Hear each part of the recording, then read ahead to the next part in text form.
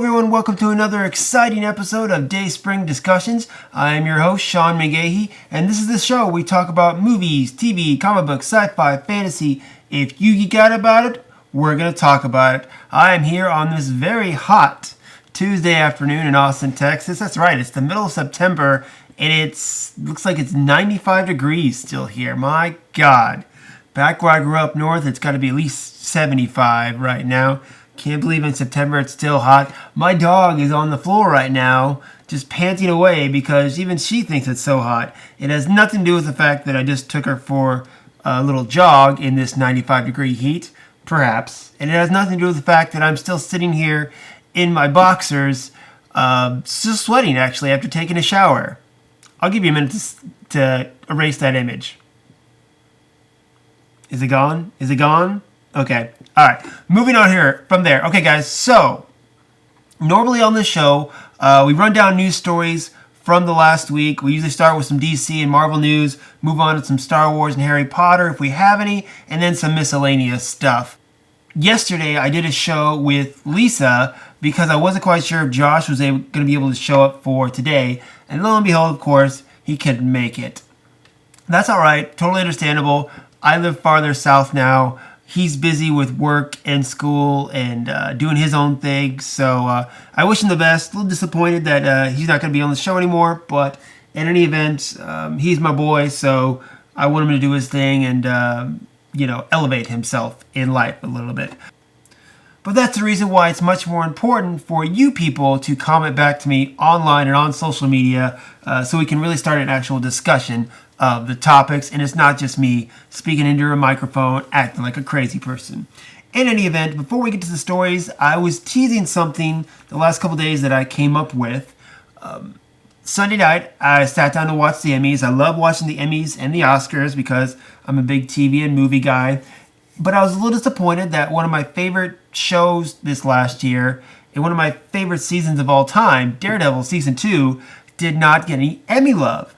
And Lisa was on here yesterday talking about how it's a genre type show, and just like the Oscars, they don't get a lot of love, but times are coming around. I call bullcrap on that because Game of Thrones, for the second time in a row, has won Best Drama. That's a genre show. It's not a comic book genre, but it is a genre, so I think Daredevil is up on that same level as that or Breaking Bad or Better Call Saul or any of those dramas that got nominated. I'm not saying it's the best. I'm not saying it should have won. I'm just saying it deserves the same respect for the quality of the programming that some of the others that were nominated for Emmys.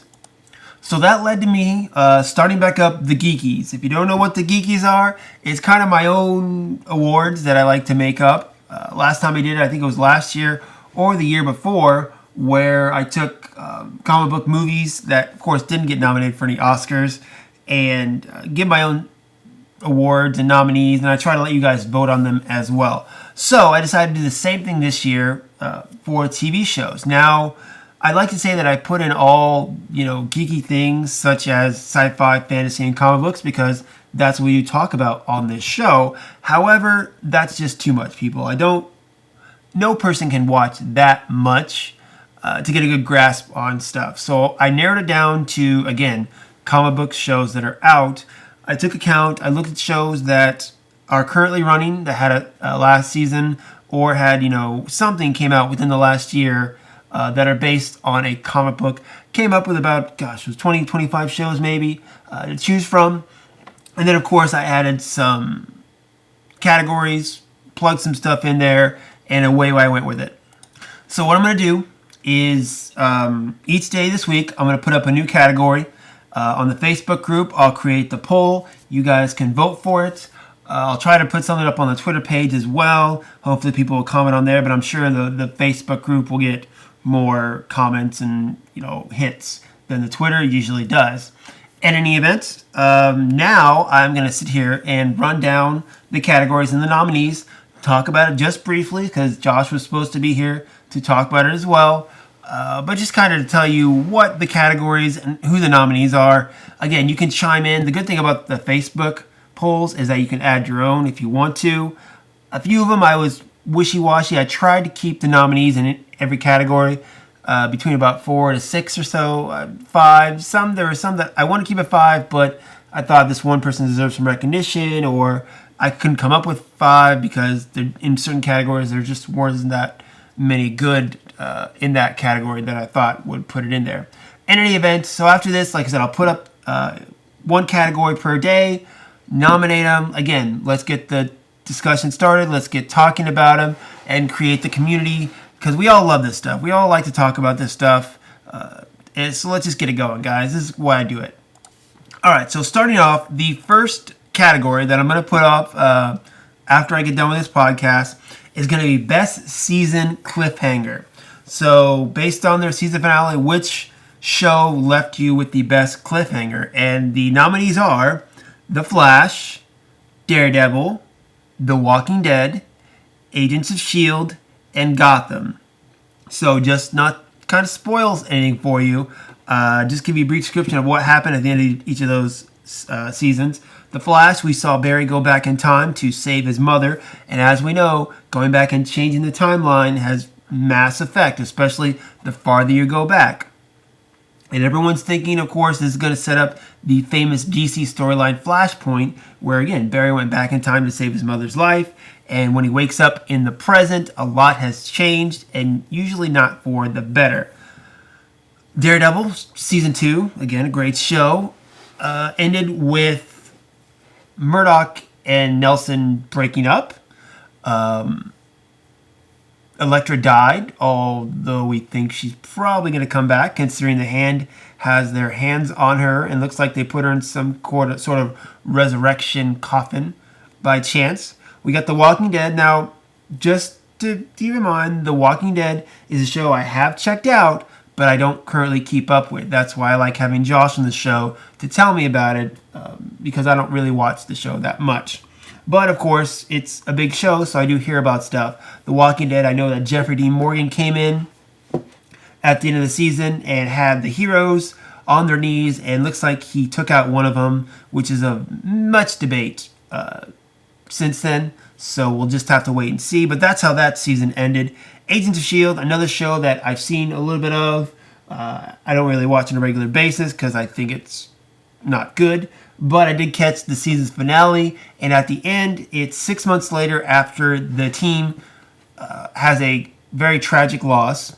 They've kind of broken up, and Agent Coulson is still trying to hunt down Quake, who is helping the other Inhumans, just kind of, off the mission as to what the team was doing and doing her own thing. And also the character of Holden Radcliffe looks like he's about to dabble in some AI. What'll come of that, we'll just have to wait and see. Then the last show I had on the list, where is it at here? Here we go, Gotham. Okay, so Gotham is one of those shows I'm kind of hard on, because I think a lot of people are, because it's Batman without actually having Batman. I think the way they're doing the show is totally wrong. I think it could work. The concept of it could work. Just the way they're going about it is wrong. But in any event, at the end of season, was it season 2, season 3 they're on now? Anyway, season finale, we saw a homeless lady open up this, train or something like that, and all these villains come out. We got kind of a misty view of what actually came out of there. We saw what possibly is Killer Croc, what possibly is Bane. We heard a laugh, which makes you think about the Joker. And then the most shocking one is that we saw a young or a long-haired Bruce Wayne come out of it, which makes you think clone of some kind or twin brother. We don't really know, but that's kind of, again, why it's such a good cliffhanger. So those are the 5 shows that I kind of thought had the best cliffhangers based on comic book shows. I'm going to put that up here later on after I do the podcast, and hopefully we can vote on that, get some good discussion going on that stuff. Other shows that are other topics that I'm going to be doing, you got Best Supporting Female, Elondie Young from Daredevil, who played Elektra.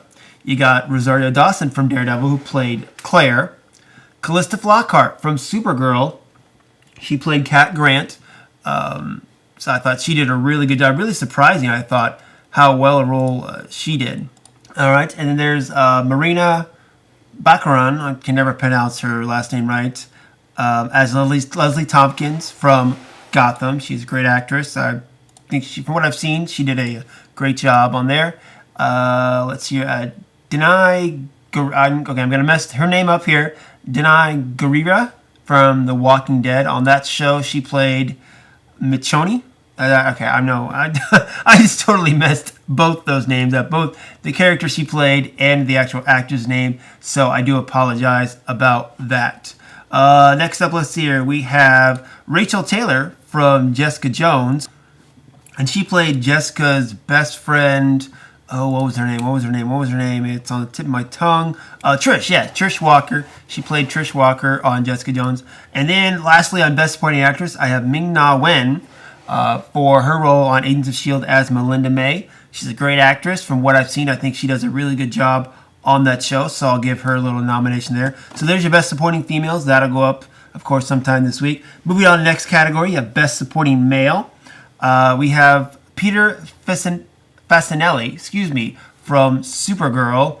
Again, Supergirl is one of the shows that really surprised me once I started watching it. He plays Maxwell Lord. Of course, most of us know him as Carlisle from those awful, awful Twilight movies, but I think he did a good job playing Maxwell Lord. The Lex Luthor kind of the show really is what he plays.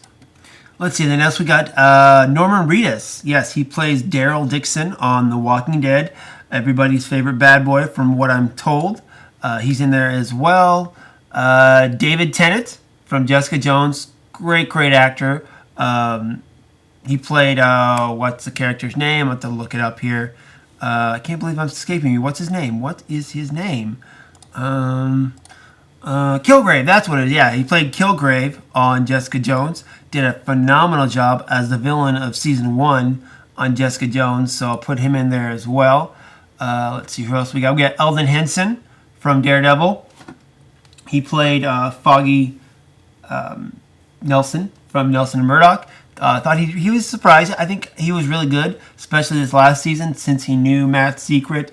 Played really good in their relationship. John Berthal as Daredevil. I'm pretty sure people are going to vote for him the most. Either him or I think it'd be between him and Norman Reedus, in my opinion. But John Berthal came on and played Frank Castle, aka the Punisher, in season 2 of Daredevil. And then just for kicks, I threw Carlos Valdez in there as he plays Cisco on The Flash, because I think he does a really good with the comic relief on that show. Does a really good job there, so I threw him in there as well. Moving on to the next category, we're going to have Best Female Lead. All right, so Best Female Lead, let's see here. So I have Ruth Negga from Preacher, who plays Tulip on the show. I threw her in there. We got Lauren Cohan from The Walking Dead, and she plays Maggie on The Walking Dead. We've got Kristen Ritter from Jessica Jones, who is Jessica Jones. We have Melissa Boniste, I think I said that right, from Supergirl, who is Supergirl. Haley Atwell from Agent Carter, who plays Agent Carter. So there you go. Between these, I'm not sure. I know Laura Cohan does a good job. To be honest, I've never seen Preacher yet. I'm planning on checking it out. I haven't gotten that far. I thought, I watched Agent Carter, I watched Supergirl, I watched Jessica Jones. I mean, I got to give it to Kristen Ritter, honestly. I know Lisa's probably going to vote for Haley Atwell because she loved Agent Carter. But we'll just wait to see how that one shakes out. This next one, Best Male Lead, I think could be close, honestly, in my opinion. Best Male Lead, I put in there Grant Gustin from The Flash. Stephen Amell, who plays Oliver Queen on The Arrow. Benjamin McKenzie, my boy, he's on Gotham now. I like Benjamin McKenzie. I liked him all the way back since the OC. Yes, I watched the OC, as I established. And then I liked him on Southland, which is another great show. He's on Gotham. Even though I'm not a fan of the show, I still support Benjamin McKenzie, doing his thing. Charlie Cox, playing Daredevil in Daredevil. Did a phenomenal job in Season 2. You got Andrew Lincoln from The Walking Dead, who plays Rick Grimes. I know he does a really good job as well. And then lastly on that list, I have Dominic Cooper in there as he plays Jesse on Preacher, or he is the Preacher, so to speak. So that I feel is a really good stacked list right there. I think a lot of good contenders for that. Between them all, I don't know, man. I mean, like I said, I haven't seen Preacher, so I really can't judge it too much. If I had to go on just what I've seen, probably between Grant Gustin and Charlie Cox, but I know you guys, your Walking Dead love is high. Well, I'll just have to see how Andrew Lincoln does. So, best animated show. That's right. I almost forgot about all the animated shows that are based on comic books that are currently airing as well. You got Guardians of the Galaxy, Avengers Assemble, Teenage Mutant Ninja Turtles, Teen Titans Go, Ultimate Spider-Man, and Vixen. So those are some animated shows. They're going to be in the best animated category. For me, Vixen was weird because it's on the CWC seed. Excuse me. The whole thing, if you watch it, the whole season 1 was only about 30 minutes long, so it's only like one actual episode of an animated series. So I felt like they rushed a lot. They didn't have time to spread it out, and it just it was okay, not too bad. I've also checked out Guardians of the Galaxies. I can't give it to that either. Teenage Mutant Ninja Turtles, the current series going on right now, is very kiddie-ish compared to other renditions of Ninja Turtles. Avengers Assembled, I'm kind of upset about Avengers Assembled because they took away a show that I thought was good, which was Avengers Earth Mightiest Heroes, and replaced it with Avengers Assemble. Earth Mightiest Heroes, that's the Avengers show I recommend you check out. I think it's still on Netflix. I'm not 100% on that. But that was deep in Marvel mythology. It was good that way. Whereas Avengers Assembles really focuses on the cinematic mythology. Mightiest Heroes has a lot better mythology to it, I think, and stays closer to the original Marvel myth of the comics as opposed to Avengers Assemble. There, I got it right. That one will stay closer to what people know from the movies. And then Teen Titans Go, I cannot in any way good conscience support this show because they brought this show in to cancel one of my favorite animated series ever, Young Justice. I love Young Justice. If you are a DC fan, you haven't checked out Young Justice, I highly recommend you do so. And just know at the end you're going to be pissed like me that they took away Young Justice and put Teen Titans Go in its spot. Another category coming up next, Worst Live Action Show. Now this has some good contenders. Fear the Walking Dead, which again I haven't seen, but Walking Dead fans hate it. DC's Legends of Tomorrow, which I was kind of excited about. This is a spin-off from the Arrow and the Flash, and I've watched several episodes. I probably watched about half of season 1, and every time I watch it, I can't realize how bad it is.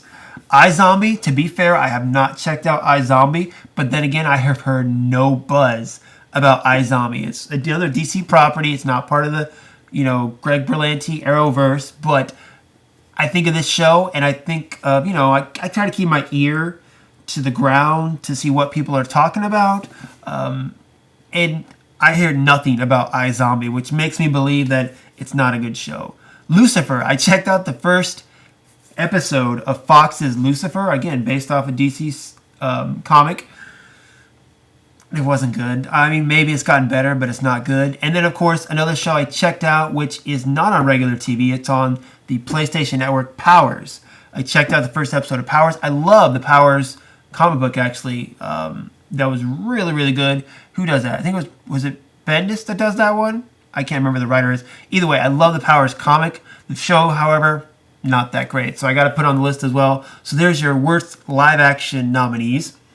And then, of course, the one I'm going to save for last, probably, that we'll get into, best live action show. You got The Flash, The Walking Dead, Daredevil, Jessica Jones, Preacher, and then I threw Gotham in there just because I know it has gotten better, kind of like Agents of S.H.I.E.L.D. The season finale looked very interesting from what I watched, but I threw it in there just to give it a little variety. For me, the top contenders are going to be The Flash and Daredevil. I'm sure people, again, will vote for Walking Dead. Jessica Jones has some strongness to it, especially with Christian Ritter and David Tennant kind of leading that show. But like I said, Daredevil Season 2, probably one of my favorite shows or seasons of television ever. And then The Flash is just a really, really enjoyable show to watch. So we'll have to wait and see. So like I said, I'll put one category up each day. Hopefully you guys will go vote for it, and we'll see what happens, and we'll see amongst ourselves who likes to watch what, who thinks is better than who, and overall, just it's a way to, nominate those people that the Emmys might have missed. I know there are other awards series that does that, like the Saturn Awards and a few others, but this is just my own personal one. I like to make up for fun because I'm bored. So to get on with some actual news, guys, I got a few things. Lisa and I ran through a few things yesterday. I just got a few other stories, just quick ones. I just want to run down real quick. So on Batman Day, looks like Zach Snyder, director of the Justice League, released a picture of J.K. Simmons as Commissioner Gordon, kind of standing by the bat signal again to celebrate Saturday's National Batman Day. And then earlier in the week, last week, there was actually another image that he released online of Ben Affleck in a tactical batsuit, is what they're calling it, and kind of to signify the home stretch of filming for Justice League. So those two pictures popped up from Justice League last week. I just want to do a brief, first thoughts on them. In regards to the batsuit, the main joke we've gotten, and I made this joke myself, was that it looked a lot like the Night Owl from Watchmen, which of course is another film that Zack Snyder directed, but it kind of makes sense in that the Night Owl is kind of a knockoff or inspired from Batman. So you have that there. And let's not forget that much like we've seen in Batman v Superman or other Batman films, Batman doesn't have just one batsuit, not one style of batsuit at least. He has many suits for whatever he's going to do. In Batman v Superman, he had his regular suit, and then he had the tactical armor that he used to fight Superman. And then in other Batman movies and TV shows, he's worn other stuff because, you got to put him in different outfits so you can make more toys and sell more toys, because that's really what it's all about, right, guys?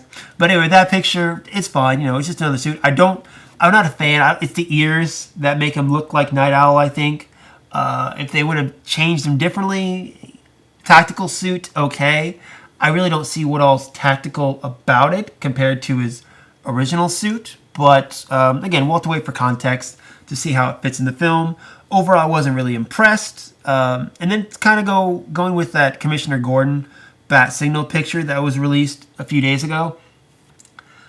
J.K. Simmons as Commissioner Gordon, I thought was great casting. From what we've known about J.K. Simmons, he is more than capable of doing this role. I'm not sure if he's got the mustache going on or not. We'll just have to wait and see about that. But that image that Zack Snyder released, James Gordon standing by the bat signal, is kind of iconic because that's what Jim Gordon does. He calls Batman, he turns on the signal, and he waits for Batman to show up. Now, I would have liked to have seen an actual picture, a closer picture of Commissioner Gordon with Batman, or even a picture of him meeting the other Justice League members, because allegedly he's going to meet the other Justice League members as well, and see what that is. I'm also curious to see just how of a rough and tough Jim Gordon we get in this one. In the Dark Knight trilogy, Gary Oldman, who played Jim Gordon very well, was, still a young Jim Gordon, I think, not quite as seasoned as what J.K. Simmons is going to be. So I'm curious to see how he's going to react to the other Justice League members and how he's going to react to the whole, events that are going to happen. I know he's not going to be in the film a lot from what we've heard, but he's going to be in it a little bit, so we'll just have to wait and see. But overall, I like that picture. I thought it was pretty cool. Make a pretty good wallpaper, too, in my opinion. But overall, those pictures came out last week. Not too bad, but I'm hoping for some better ones as we get closer to the release of Justice League. Okay, the next piece of news we're going to go through is it looks like the Toxic Avenger remake is getting one step closer to being made. Looks like they have a director that just came on, Conrad Vernon, who is the co-director of Sausage Party. Now, this is all according to Deadline, that they're looking to move ahead with the Toxic Avenger remake. It looks like they've been working on it for a while, though, according to reports. They started the talk back in 2010. At one point, John Travolta was attached. At one point, Arnold Schwarzenegger was attached. And this is several years ago, and it's kind of fallen apart since then. But it looks like they're, really looking hard to get this franchise going again. Okay. Okay, to be honest, yes, I know the Toxic Avenger, and the reason I'm putting this in here because when I was younger, I actually liked the animated Toxic Avenger show, The Toxic Crusaders, and that was on, gosh, when was that? It was the 90s, I believe it was early 90s.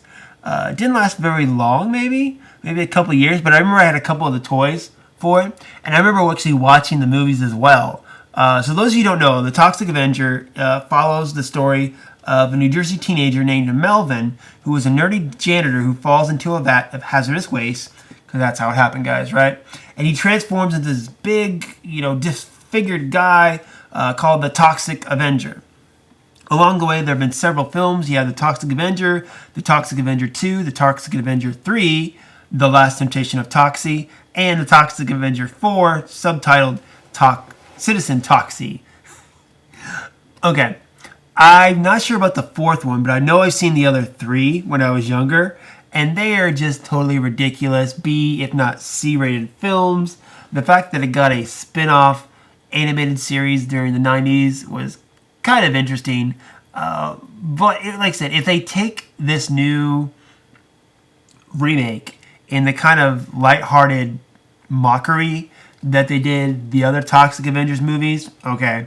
And it's really good, kind of like what Deadpool did, where it mocked the superhero genre. I feel like this would be a good title to do just that. Again, just to kind of make fun of the superhero environment that is going on right now.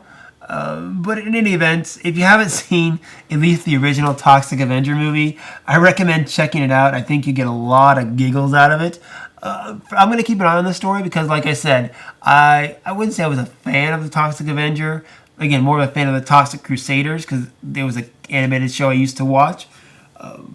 But it was good fun, all in good fun. And I think if this remake is treated in the same good fun that the original film was, that'd be great. We'll just have to wait and see about that one. All right, guys. So the last story of the day is going to be one that I kind of talked about last week when I did my own podcast by myself, is that the news that Mr. Sinister is going to be in the third upcoming Wolverine film directed by James Mangold. Now, a lot of news stories ran this last week, and it was based off of what Simon Kinberg and Bryan Singer said in the commentary track for X-Men Apocalypse. X-Men Apocalypse, you can watch it digitally in digital media right now. The Blu-ray comes out beginning of next month, but in it they were actually talking about Mr. Sinister, and although I'm not sure the exact phrasing, basically insinuated that Mr. Sinister is going to be in the third Wolverine film. Whether he'll be like the main villain, not quite sure. So then, the director of the Wolverine film, James Mangold, actually hopped on Twitter. It seems like he's kind to debunk it. He said, quote, "Kinda corny. Who is Mr. Sinister?" So he didn't really deny it, but then again, he didn't really, I think he's trying to throw us off, in my opinion.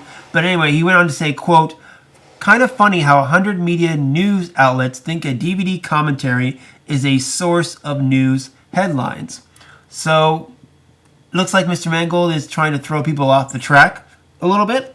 I'm not sure. I would trust Bryan Singer and Simon Kinberg, the guys who are really in charge of the X-Men universe, rather than James Mangold, who's trying to perhaps throw viewers off just so he can get the surprise he wants when people see Mr. Sinister, whether it be in the actual film or in a trailer. The second half of this story is that actor Bryan Cranston actually came out after all this Mr. Sinister news, and there's a fan art of him as Mr. Sinister. So why? Because last year at a film festival, he was promoting his film Trumbo, and somebody asked him about playing a comic book villain, and he said, quote, "I'm interested in Mr. Sinister in creating that role. I'd love to do something that hasn't been done before. Lex Luthor, there's been a lot of that. I've been asked to take a look at Commissioner Gordon. It's like I would be one in several, and I kind of like to carve out a new identity. Mr. Sinister has always been someone that would be very cool." So the first half of the story, James Mangold looking like he's trying to throw people off the scent that maybe Bryan Singer and Simon Kinberg kind of let it slip out that Sinister was going to be in the next Wolverine film, and James Mangold is trying to debunk the rumor. I don't know. We'll just have to wait and see how that one fleshes out. I kind of talked a little bit earlier about how I felt about Mr. Sinister in Wolverine 3. I'd like to see him more in the mainstream X-Men film, not in the Wolverine 3 film, but what Mr. Sinister is and what he means to the X-Men universe, I think he would do all right as not being maybe a main villain, but part of the villain. In my opinion, Mr. Sinister would be a good way to introduce X-23, because at the end of X-Men Apocalypse in the post-credit scene, we saw him or someone like him from the Essex Corporation take a vial of Wolverine's blood. To me, given the fact that Hugh Jackman is coming to an end as his term as Wolverine, and people are thinking, who's going to be the next Wolverine? Who's going to take his place? How about nobody? Okay? Because there's another Wolverine-type character in the X-Men mythology called X-23, and she's a clone, a teenage clone of Wolverine. So instead of trying to get someone to replace Hugh Jackman as Wolverine, let's get another type of Wolverine in there, a teenage girl Wolverine. I think that would be great because, again, a teenage girl Wolverine, that's a whole different audience for you, as opposed to, an older middle-aged male. You get a teenage girl as Wolverine. I think that's going to, bring something fresh that, first off, we haven't seen in the X-Men universe. And two, it's going to bring in, different viewers because they're going to, people who like Wolverine, and then they see this teenage girl who's like Wolverine, maybe they'll relate to her a little more, it's going to be fresh in other parts. I mean, we've seen how many Wolverine cameos in X-Men films. I think it's just going to be something different and new that I think would really help, propel the X-Men brand as cinematically. So, of course, like I said, Mr. Sinister, he's been known more to deal with Jean and Cyclops, and maybe they're going to introduce him in the third Wolverine film and then, bring him over to the regular X-Men films. Because right now they have in the X-Men comics, you have the original X-Men, such as Young Beast, Young Iceman, Young Angel. They are actually working with X-23 because she's about the same age that they are as well. If you take her, a teenage X-23, and bring her over to the current climate of the X-Men movies, you have a teenage Jean Grey, a teenage Cyclops, teenage Storm. She would fit in very well there. Age-wise, it all match up. I think that's something to be very interested in.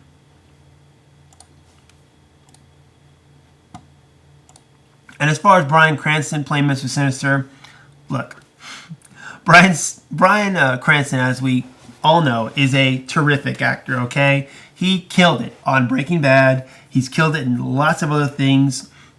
I would have liked to have seen him play Lex Luthor. I would have liked to see him play Commissioner Gordon.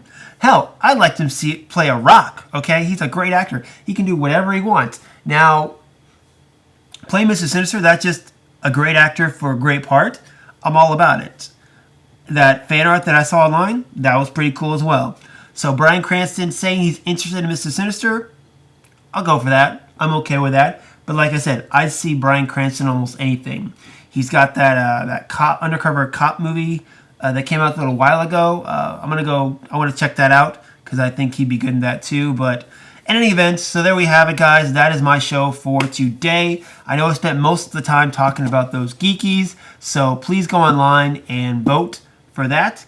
Just something fun. Again, just something fun to do. See what other people's opinions are. Get a discussion going, of course. I keep using that word because this is Dayspring discussions, okay? This isn't just Dayspring talking into the microphone, hoping somebody listens, okay? We are a community. Let's get the community going on social media, and it's going to be fun. We all enjoy it, right? If you want to comment on anything else, let me know, guys. If you have any categories for the Geekies that you think I left out or want to put in there, let me know. I'll see if I can squeeze them in. And then, of course, let me know what you think about the Justice League pictures, the Toxic Avenger remake, and, of course, Mr. Sinister. Is he going to be in Wolverine 3, or do you think he's not going to be in Wolverine 3? And I would ask you what you think about Bryan Cranston play Mr. Sinister, but I think everyone knows that, oh, that's going to be awesome. That would be so awesome. Of course it'd be awesome. It's Bryan Cranston. But anyway, but let me know, guys. Hit me up on social media, the Facebook group, Twitter, also by email, dayspringdiscussions@gmail.com. You can also hit me up personally, Slim, SLYM Dayspring12 on Twitter and Instagram. And that's it, guys. Again, hope you guys take part in the Geekys, and we'll get some fun discussions going on, hopefully, for that. As of right now, I gotta go put some clothes on because as I was hot when I started the show, now I'm starting to get a little cold in my boxers. So anyway, guys, until next time, may the Force be with us all.